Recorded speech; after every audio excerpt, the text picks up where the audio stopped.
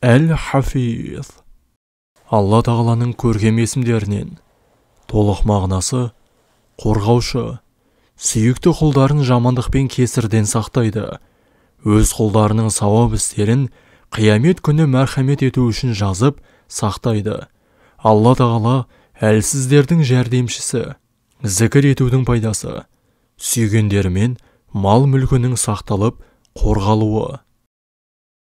Я Хафиз, я Хафиз, я Хафиз, я Хафиз, я Хафиз, я Хафиз, я Хафиз, я Хафиз.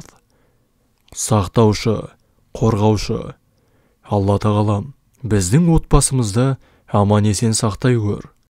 Дұға тілектеріңіз қабыл болсын.